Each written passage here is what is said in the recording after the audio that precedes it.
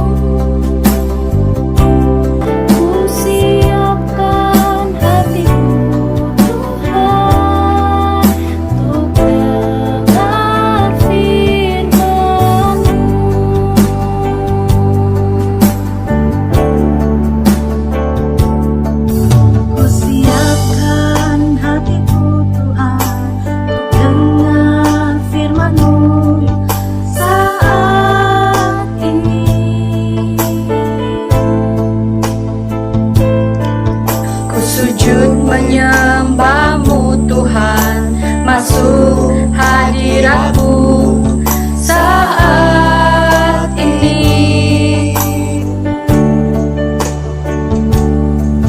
Curahkan urapan-Mu Tuhan bagi jemaat-Mu saat ini. Ku siapkan hatiku Tuhan, untuk dengar firman-Mu.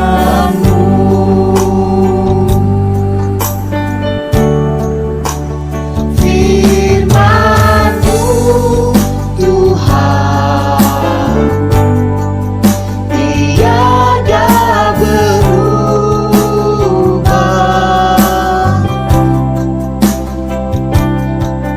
Dahulu, sekarang,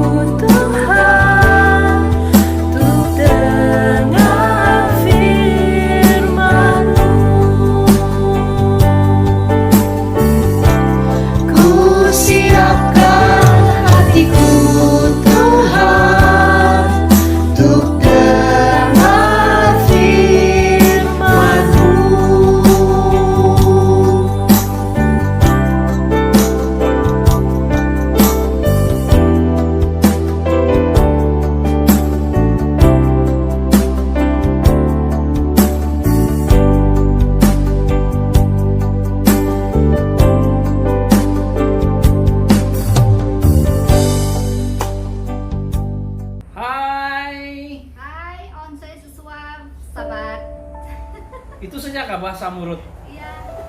Oh, oke. Selamat hari Sabat semua. Tuhan memberkati kita semua. Selamat pagi dan selamat hari Sabat kepada kita semua. Shalom semua, selamat hari Sabat kepada kita semua. Tuhan memberkati kita. Amin. Happy Sabat. Selamat pagi dan selamat hari Sabat kepada kita semua. Happy Sabat. Shalom semua.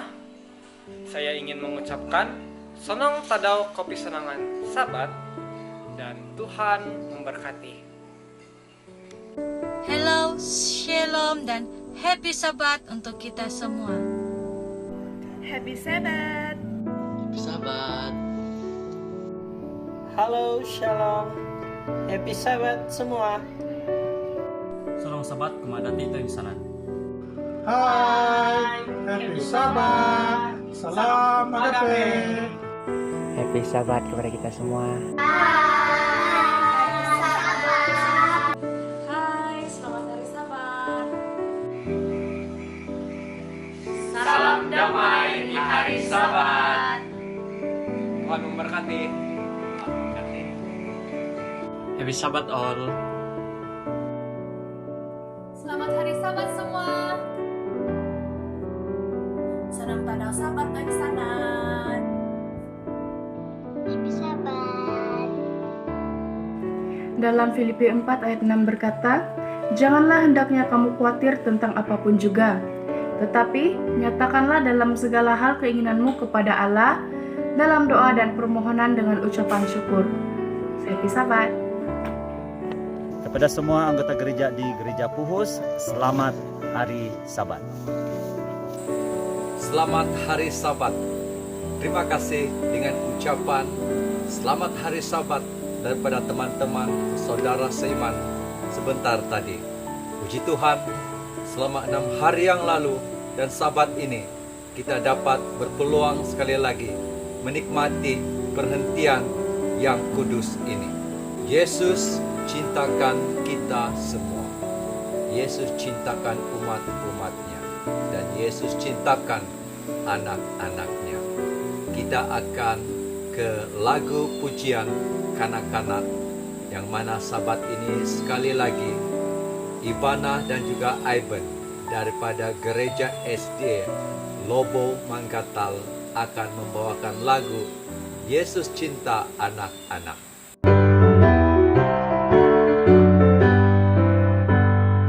Yesus cinta anak-anak, semua anak di dunia. Hitam, putih, dan merah, semua dicintanya. Yesus cinta anak-anak di dunia. Yesus cinta anak-anak, semua anak di dunia. Hitam, putih, dan merah, semua dicintanya. Yesus cinta anak-anak di dunia. Yesus cinta anak-anak, semua anak di dunia. Hitam, putih, dan merah, semua dicintanya. Yesus cinta anak-anak di dunia. Kasih Yesus itu seperti apa bagaimana? Kasih Yesus itu seperti apa bagi pendapat Anda? Kasih Yesus itu pastinya luar biasa. Lebih indah dari pelangi, bukan? Dan lebih indah dari bintang di langit. Begitulah besarnya kasih Yesus. Daphne, Gladys, dan Grace, lagu seterusnya.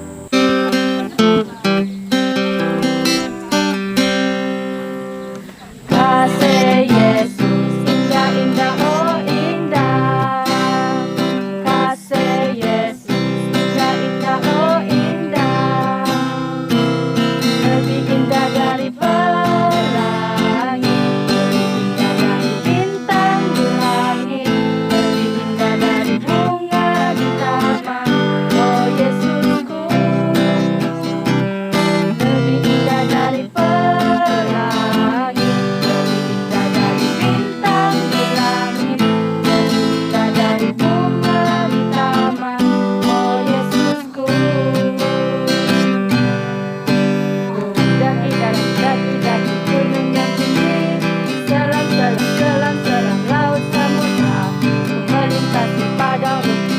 terbentang, Yesus besertaku, di kanan kau ada, di kiri kau ada, di atas dan di bawah kau ada. Oh oh oh oh, di suka kau ada, di duka pun kau ada, sebab Engkaulah Tuhan Yesus, sebab Engkaulah Tuhan Yesus.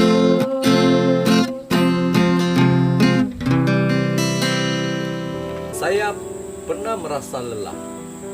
Anda bagaimana? Dunia ini penuh dengan pergumulan.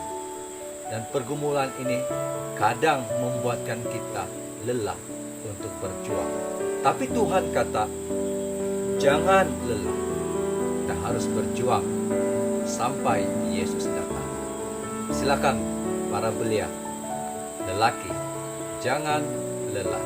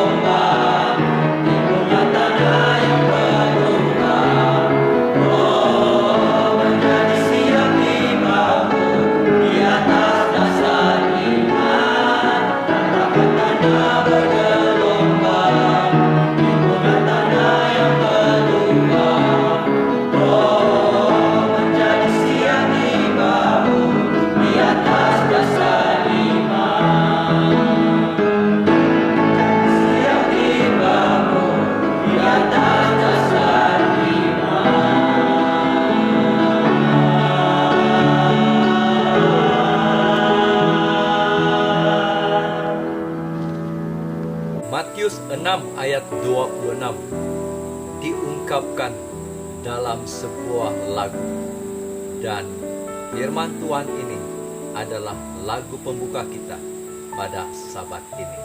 Kita persilakan adik Stephanie, Darlene, Acah dan juga Alet untuk lagu pembuka kebaktian Famasi Media.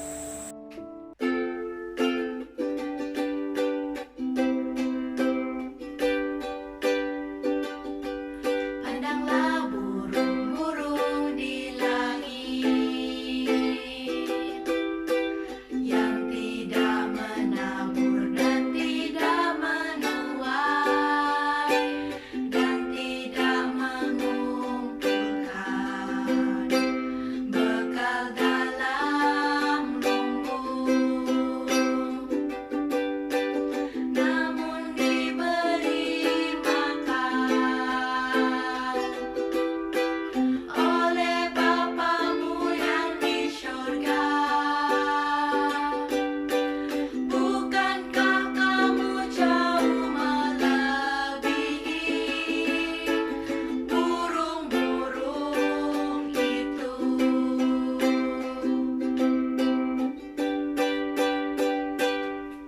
Pandanglah burung-burung di langit yang tidak menabur dan tidak menuai dan tidak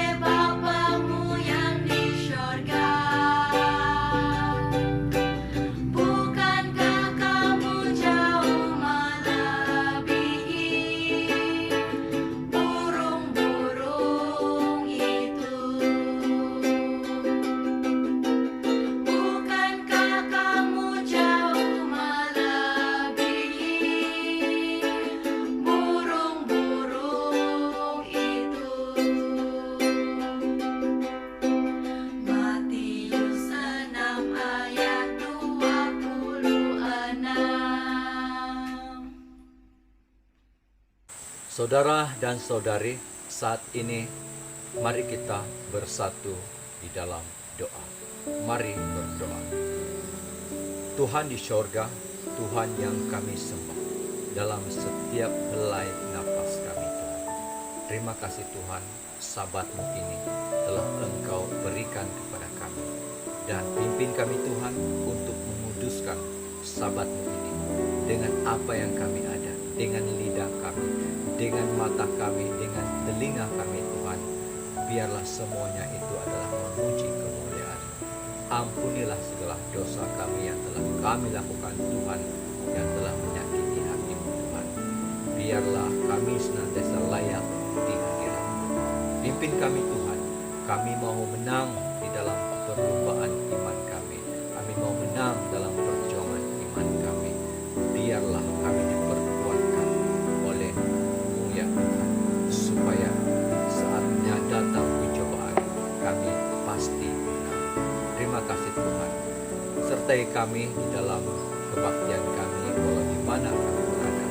Kebaktian di gereja, kebaktian secara maya.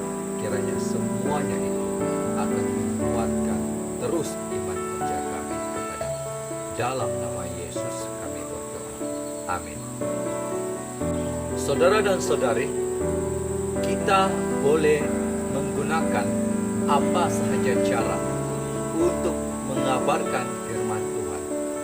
Mungkin bunga-bunga yang ada di sini juga boleh digunakan untuk mengabarkan firman Tuhan. Demikian cerita vision kita pada Sabat yang ke-6 ini. Menginjil melalui nasi kari, luar biasa.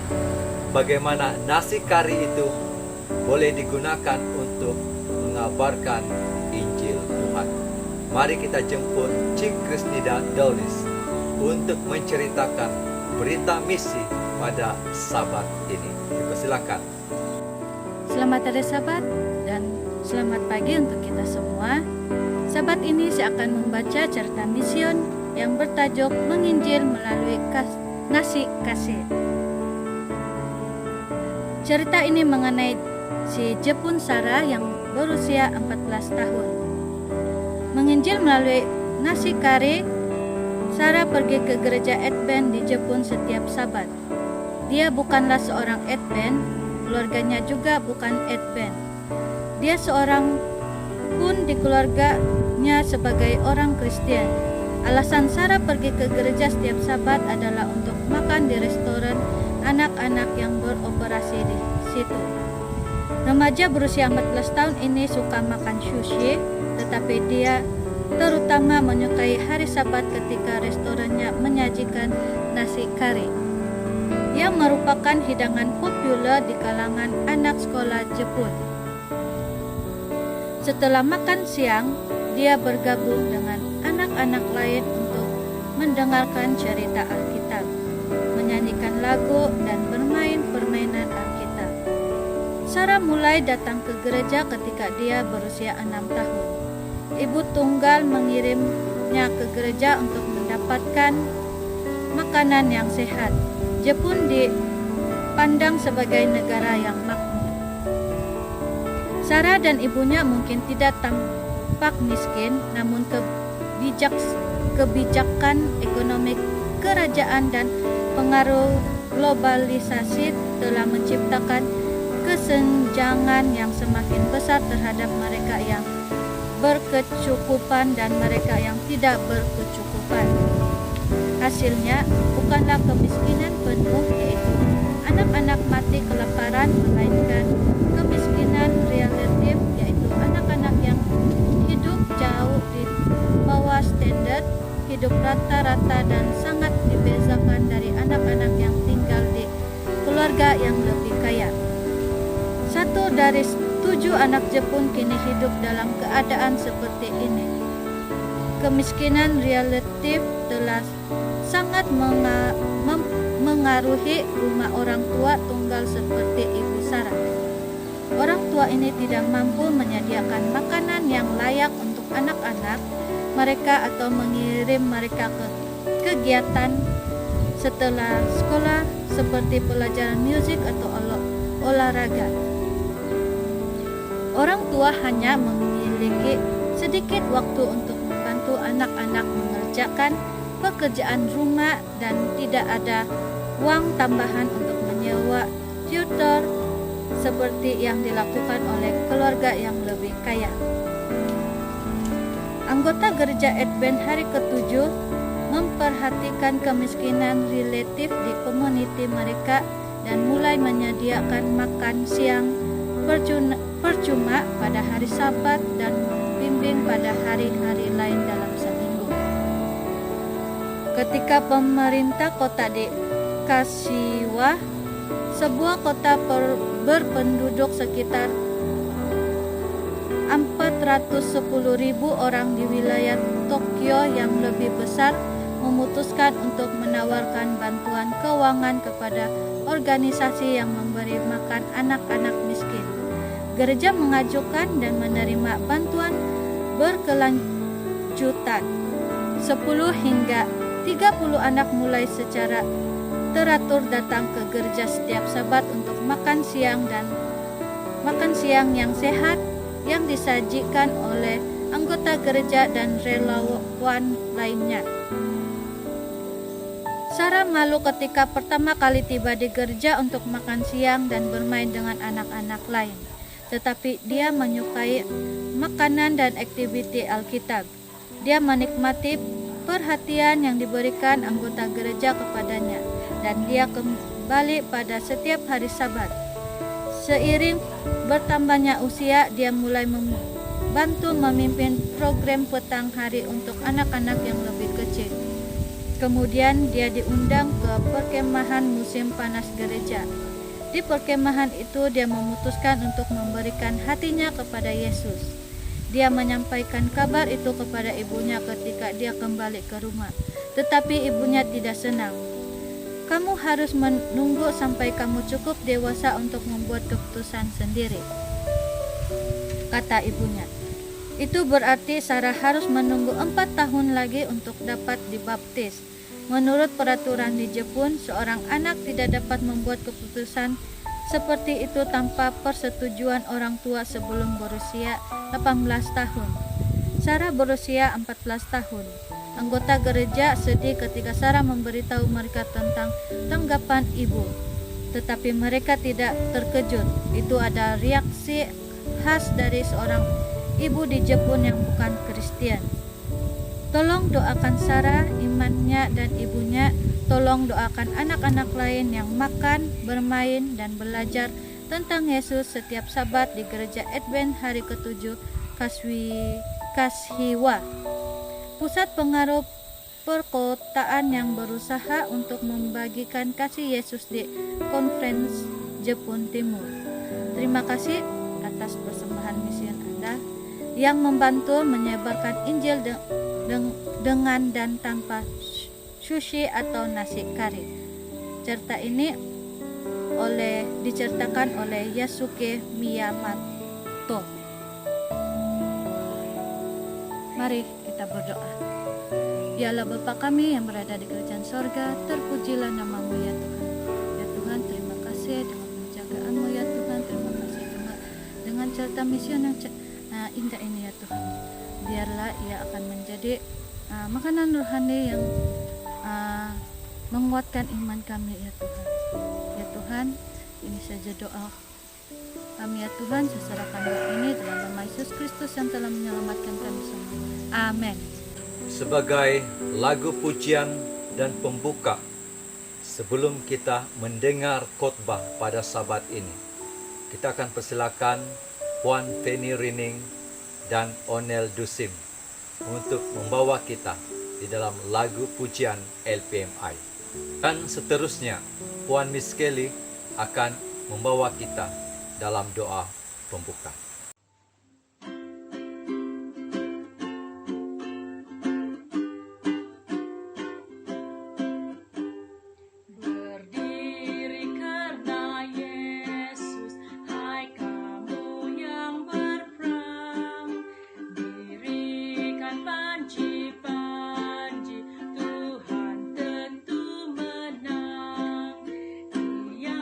Berjalan dulu membantu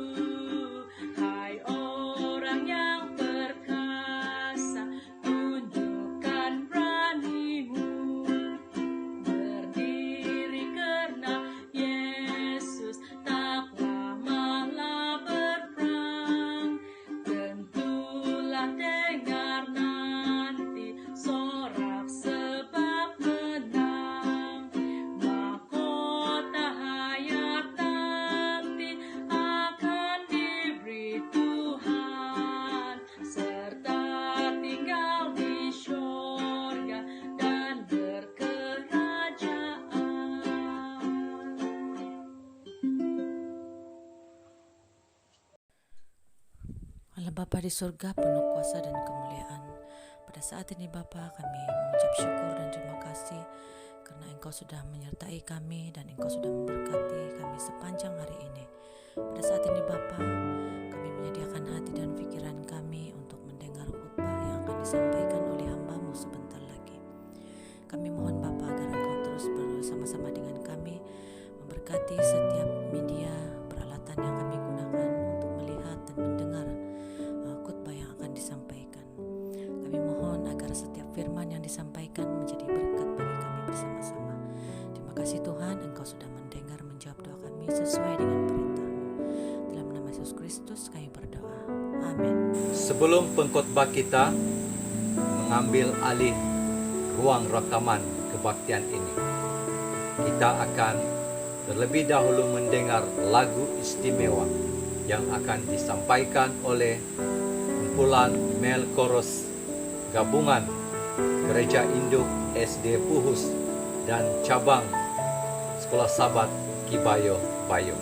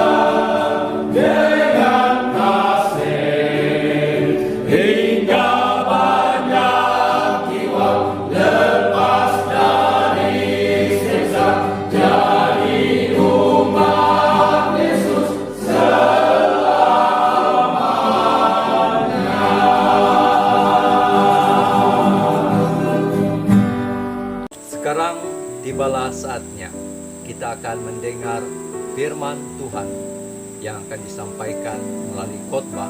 Dan kali ini, puji Tuhan, Memasi Media dilayani oleh pengkhotbah Pastor James Ryle.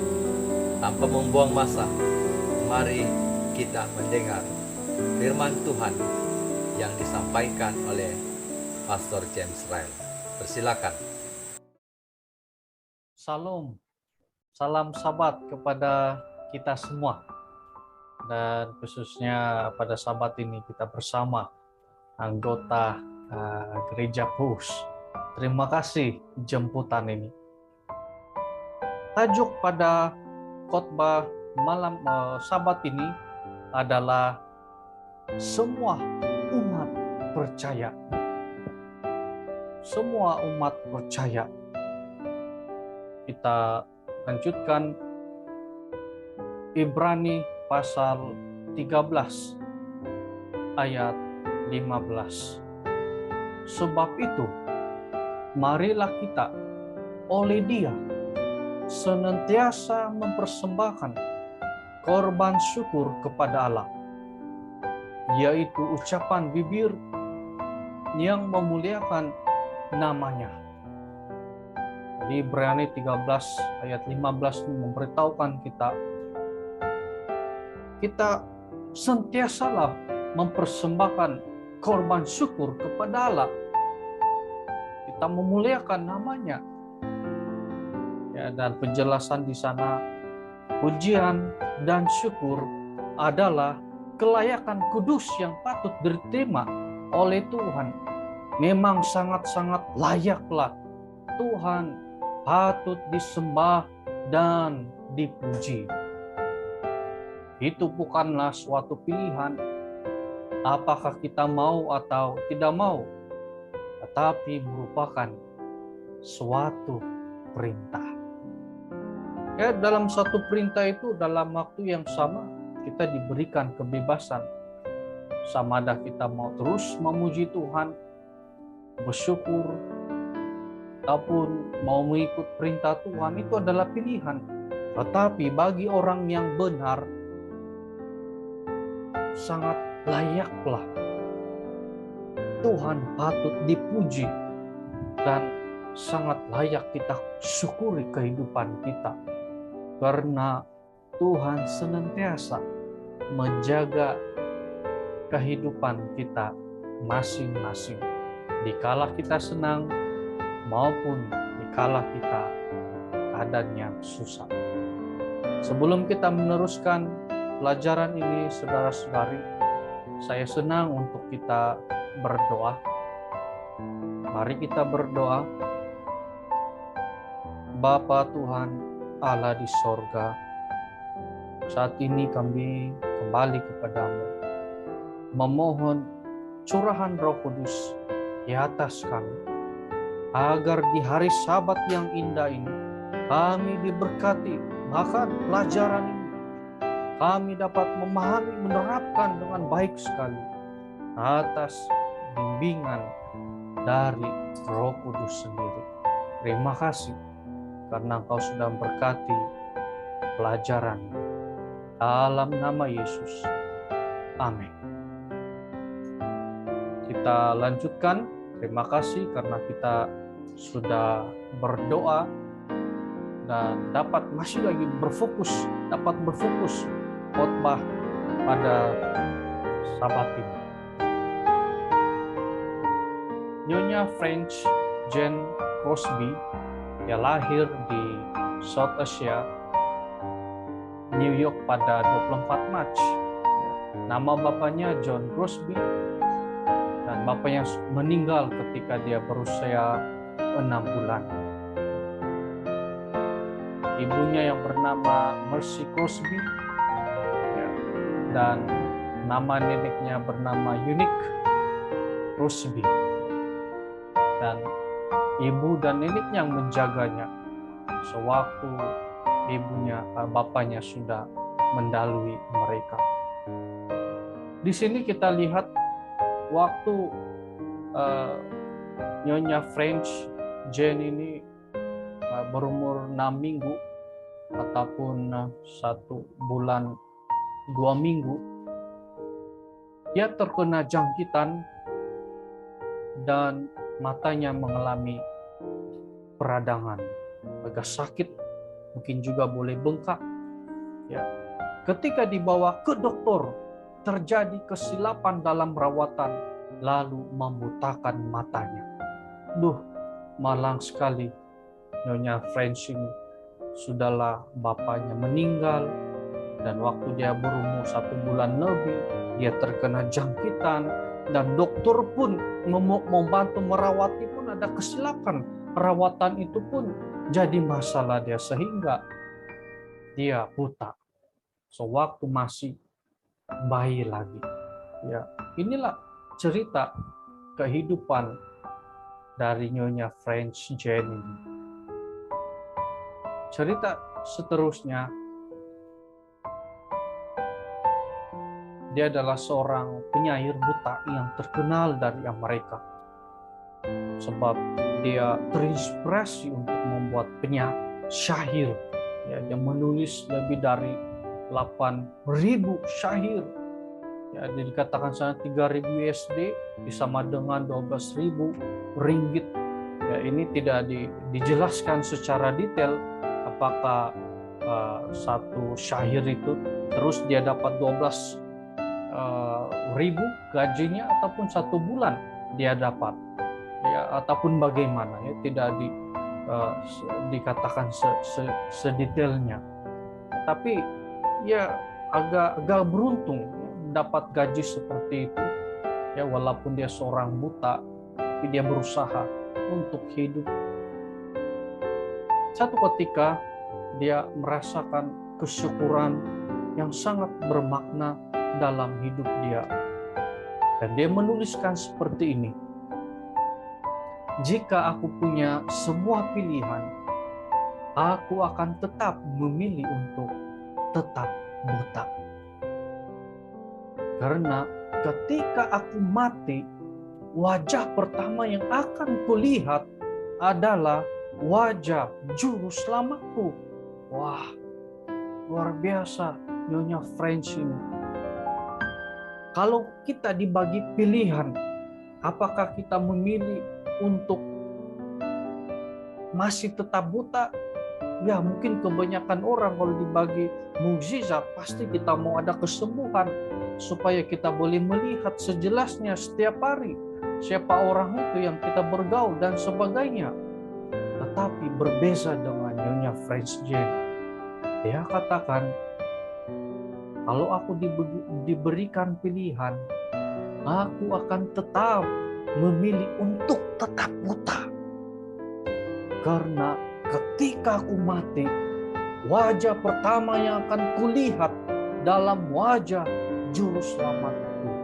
Dan itulah yang dia inginkan, supaya bila aku mati dan bangun, yang pertama-tama sekali yang saya akan lihat adalah wajah juru selamatku, yaitu Yesus Kristus. Ya. Wah, ini sangat diberkati kesaksian dari Nyonya French Jane. Maka gereja kita mengambil lagu ini ya, dari lirik dia, lagu LP Mai nomor 73. Hai, pujilah Yesus juru selamat kita. Kalau kita baca sana ataupun nyanyikan di sana, dialah penulisnya. Saudara-saudari, kita sangat diberkati atas lirik ini, bahkan kehidupan dia. Marilah kita bersyukur dengan apa yang ada pada kita. Saya ambil di web di sini, Cuproni.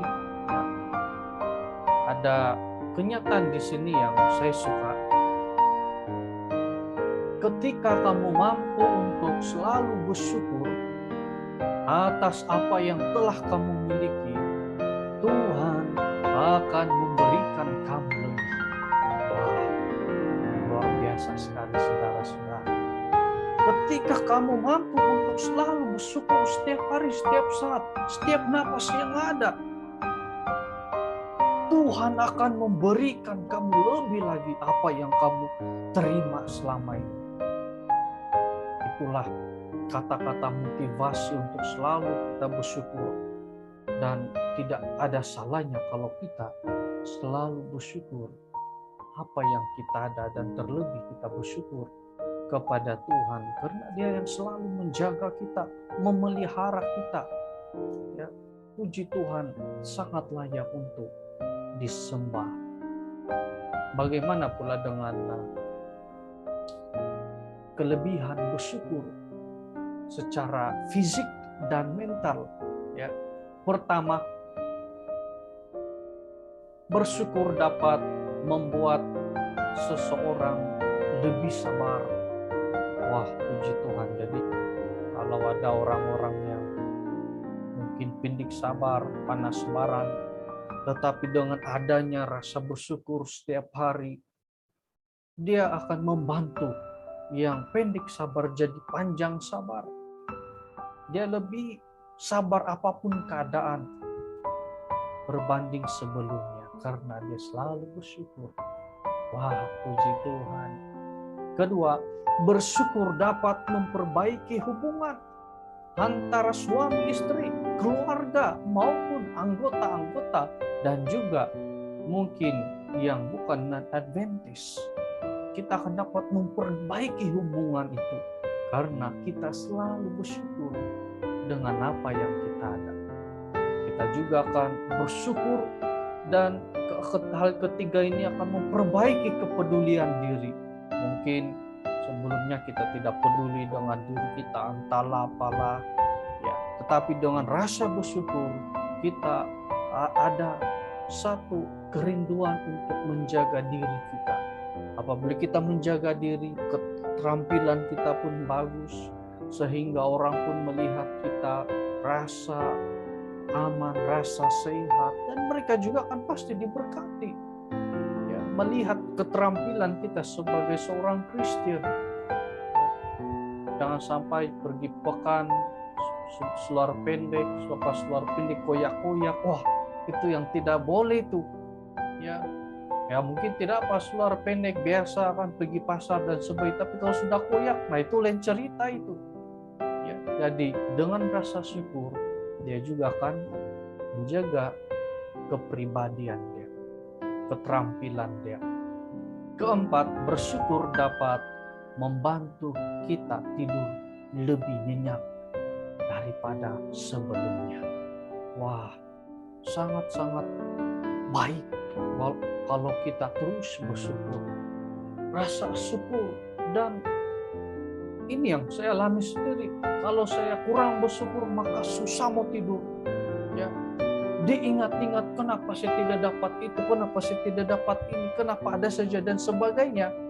Tetapi bila mana saya rasa bersyukur apa yang saya miliki, yang saya hadapi, wah itu membantu tidur saya dengan baik sekali. Kelima, bersyukur dapat menghentikan makan secara berlebihan. Wah, lagi luar biasa. Dengan rasa bersyukur kita dapat menjaga pemakanan kita. Ya, kita makan sebelum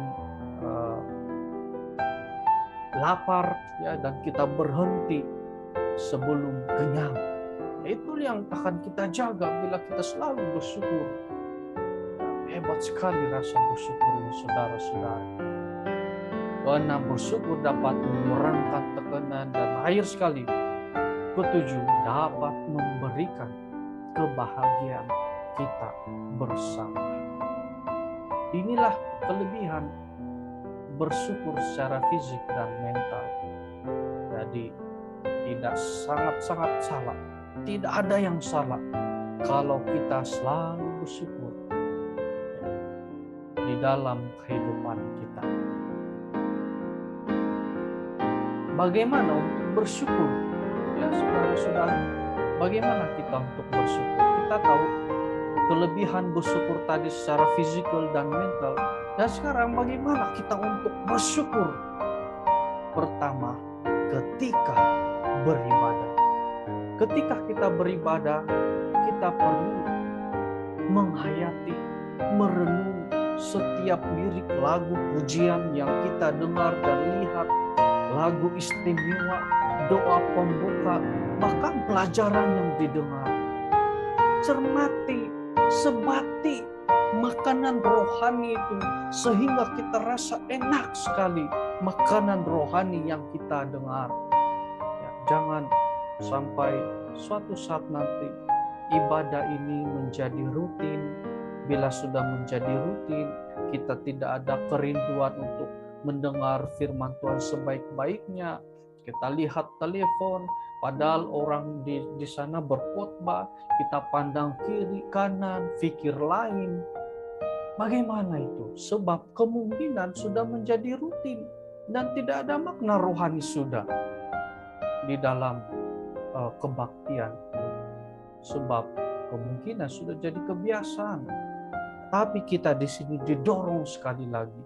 Setiap saat, setiap renungan-renungan yang kita dengar, kebaktian, aktivitas secara rohani itu, kita akan harus bersyukur kepada keadaan, apalagi dalam beribadah.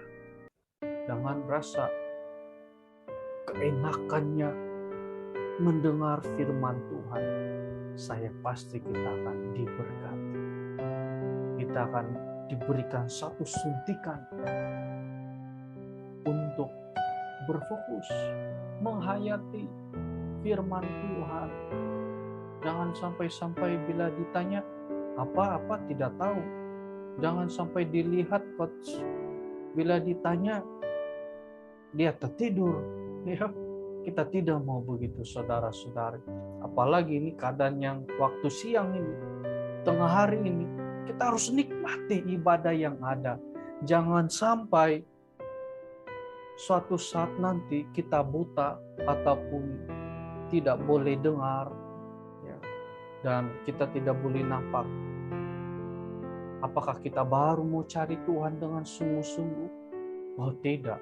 Kita mau waktu kita keadaan yang senang, keadaan yang normal, tidak sakit, kita perlu terus datang kepada Tuhan.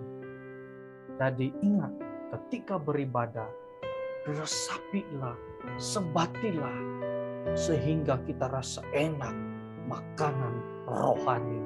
Amin, saudara. Puji Tuhan. Kedua, berikan senyuman. Ya, setiap kali kita lihat orang, apalagi dekat, walaupun dengan jarakan sekarang sebab keadaan pandemi, cukup kalau oleh karena ada pakai mask, orang tidak dapat lihat kan. Tapi kalau dalam Zoom kita boleh lihat senyuman dia. Tapi kalau bersemuka ada pakai mask, kita hanya buat seperti ini yang biasa ya, tangan pergi ke bahu ya sebelah kiri dan tunduk bahwa kita sudah rasa syukur, dan bagi senyuman gerakan kita, saudara-saudari. Ya, dengan senyuman kita saja membuatkan orang rasa bahagia. Dengan senyuman kita saja mereka tahu kita rasa bersyukur. Itulah salah satu bagaimana untuk kita bersyukur. Kalau orang melihat dan menyapa kita, "Hey bro, hey guys," dan sebagainya, tapi kita tidak berbuat apa-apa, bagaimana kita mau menyampaikan kesaksian, kesyukuran kita kepada dia? Ya.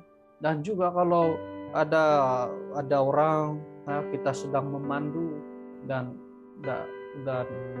kita lihat orang yang juga sedang memandu ya berhadapan, ya kita lambai dengan senyuman, ya. Maka orang yang lain akan bersapa, merespon dengan kita. Pasti mereka akan rasa lega. Cukup hanya satu senyuman saja sudah membuatkan orang rasa bahagia atas senyuman yang kita berikan. Ketiga, adakan acara kesyukuran. Kesyukuran apa itu?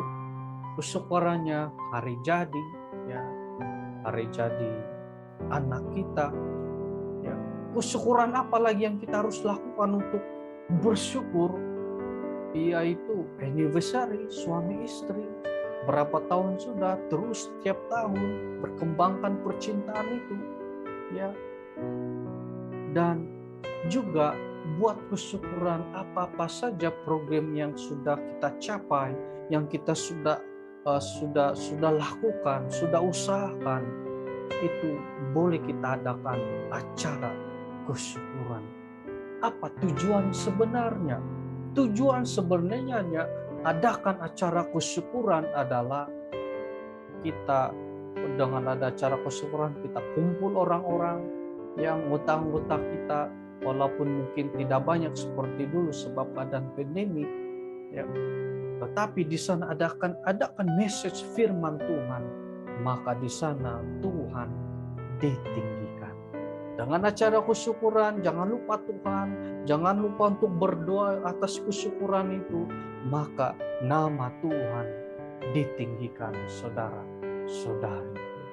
Dan hasilnya juga hubungan antara keluarga, hubungan antara anggota-anggota akan semakin akrab dan terus boleh bekerja sama dalam pelayanan dan seterusnya. Itulah kebaikan, adakan acara-acara kesyukuran yang ada, memberikan kebahagiaan atas usaha kita, ya. Dan terakhir sekali, bagaimana untuk bersyukur? Memberikan persembahan kesyukuran. Apakah ini alkitabiah? Mari kita lihat slide seterusnya. Wah, ini nampak alkitabiah, saudara-saudari. Kita baca Mazmur pasal 54 ayat 6. dengan rela hati aku akan mempersembahkan korban kepadamu, bersyukur atas nama-Mu baik ya Tuhan. Ini adalah kerelaan hati seorang hamba, yaitu Daud sendiri, atas usaha-usaha dan pastinya bimbingan Tuhan dan kerelaan hatinya. Dia mau bersyukur kepada Tuhan. Bagaimana untuk bersyukur? Membagikan persembahan itu. Imamat pasal 7 ayat 12 menjawab, jikalau ia mempersembahkannya untuk memberi syukur, haruslah beserta korban. Korban syukur itu dipersembahkannya roti bundar yang tidak beragi, yang diolah dengan minyak, dan roti tipis yang tidak beragi, yang diolesi dengan minyak, serta roti bundar dari tepung yang terbaik, yang teraduk, yang diolah dengan minyak. Ini adalah Tuhan yang sendiri katakan, kalau kamu rasa syukur, dengan rasa kerelaan kamu, bagilah ini. Roti bundar, roti tipis, dan sebagainya. Bagaimana pula dengan sekarang, saudara-saudari? Untuk kita rasa syukur, sebab ini kan dulu berkaitan dengan upacara korban bakaran. Tapi bagaimana zaman sekarang kita mau bagi kesyukuran kita? Kan di dalam gereja ada sampul surat berwarna putih, ya. Ada Thanksgiving, ada persepuluhan dan sebagainya. Kita hanya tik Thanksgiving, kesyukuran kita, dan kita letak uang ringgit berapa saja yang kita ingini menurut kerelaan kita. Mungkin juga 10 ringgit, mungkin juga 20 ataupun 100 ringgit. Itu hanya kerelaan kita membagi kepada Tuhan. Itulah cara kita, saudara-saudari. Jadi kalau kita ada rasa syukur kepada Tuhan atas kejadian yang baik sekali, bagi, jangan lupa membagi kesyukuran. Ya, memang persepuluhan itu sangat penting, tapi kesyukuran juga jangan terlupa. Ya, Thanksgiving kita bagi kepada bendahari gereja masing-masing. Amin, saudara. Puji Tuhan. Haleluya. Saya senang ambil kutipan Nyonya White di sini, Testimonies for the Church Volume 5, ya, chapter 35, muka surat 317. Tuhan memanggil kita lebih banyak ucapan syukur dan pujian. Kita akan memiliki kekuatan yang besar dalam doa. Anda yang mengeluh bahwa Tuhan tidak mendengar doa-doa Anda, ubahlah cara Anda saat ini dan gabungkan pujian dan permohonan Anda. Dia akan menjadi lebih besar. Mungkin saudara-saudari selama ini kita berdoa dan tidak terjawab, dan kita mengeluh dan sebagainya. Kita mengeluh, ya, sebab Tuhan mungkin tidak mendengar doa-doa kita. Maka kita dinasihatkan di sini, ubahlah sifat itu, cara Anda, dan gabungkan waktu kamu berdoa, gabungkan pujian rasa syukur dalam doa. Tuhan tidak terlalu senang bila kita hanya memohon, tetapi kita lupa ucapan syukur dan pujian. Di mana pujian kita kepada Tuhan? Di mana ucapan syukur kepada Tuhan? Sedangkan Dia sangat layak untuk disyukuri. Dia sangat layak untuk kita puja setiap masa dalam hidup kita. Jadi, waktu kita berdoa, marilah kita gabungkan dengan pujian dan rasa syukur, dan barulah kita memohon kepada Tuhan. Pastinya kekuatan yang besar ada di dalam doa kita. Amin, saudara. Puji Tuhan. Matthew Henry dikenal sebagai seorang selalu berterima kasih, ya, dan bersyukur kepada Tuhan. Pada suatu hari dia dirompak Maka Matthew dia rasa perlu saya tuliskan ini, ya. Sebab saya rasa sangat bersyukur atas kejadian ini. Aku bersyukur kepada Tuhan bahwa aku sebelumnya tidak pernah dirompak ataupun dicuri. Dan walaupun uang saya diambil mereka, tetapi mereka tidak mengambil nyawaku. Wah, puji Tuhan atas pernyataan. Akhirnya aku bersyukur dan memuji Tuhan bahwa akulah yang dirompak dan bukan aku yang perompak itu. Inilah kebaikan bila mana kita bersyukur, saudara-saudara. Sehingga saudara kita Matthew ini, dia tetap bersyukur. Dia tidak mengeluh. Ya, walaupun dia kena rompak, tetapi nyawaku tidak dirompak. Ya, biarlah uang boleh dicari, tapi kalau nyawa hilang tidak boleh dicari, saudara-saudara. Dan akhirnya juga aku bersyukur, memuji Tuhan bahwa akulah yang dirompak dan bukan aku yang pencuri itu, saudara-saudara. Jadi inilah kebaikan bila mana kita terus bersyukur dengan segala keadaan. Dengan berbalik kepada tajuk semua umat percaya, marilah kita bersyukur kepada Tuhan. Amin. Amin. Puji Tuhan. Jadi kesimpulannya, saudara-saudari, selalulah bersyukur kepada Tuhan. Tetaplah bersyukur meskipun dalam keadaan yang susah. Bersyukur lebih menyehatkan tubuh badan kita, fisik dan mental. Dan keempat, lakukan acara kesyukuran dan sebagainya. Sebab itu adalah hal alkitabiah juga.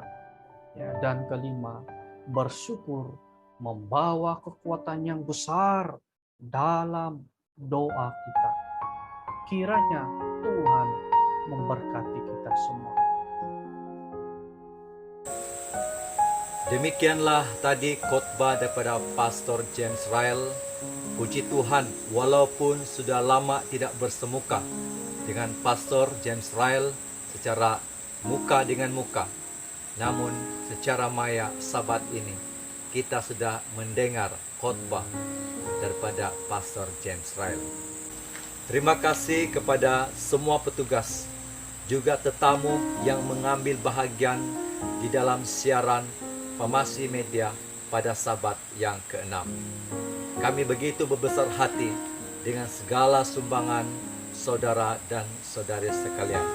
Semoga di lain masa, di lain Sabat, kita akan terus dapat bekerja sama untuk memperluaskan lagi firman Tuhan ini ke seluruh dunia, jangkau dunia.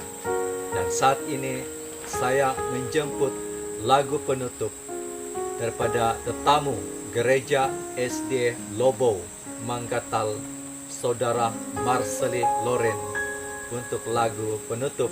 Dan selepas itu doa akan dilayangkan oleh Pastor James Ryle. Sampai jumpa lagi Sabat ke-7 bersama Pamasi Media. Jumpa lagi. Inuang minum soy kapal, inuang minum soy kapal, inuang minum soy kapal, sinuhu kinorohingan. Ratu irasam nolo putoy tudan, Ratu irasam nolo putoy tudan, Ratu irasam nolo putoy tudan. Nakabuka palua, mabu-habu ikapalinua, mabu-habu ikapalinua, mabu-habu ikapalinua, tinangan kinoringan,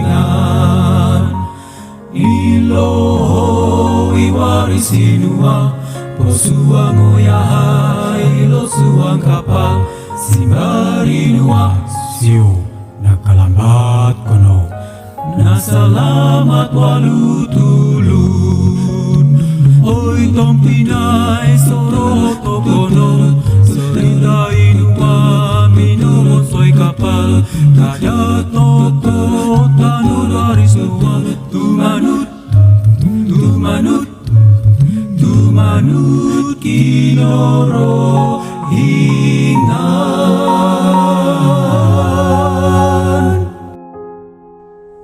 Bapa di sorga, terima kasih berkat Tuhan.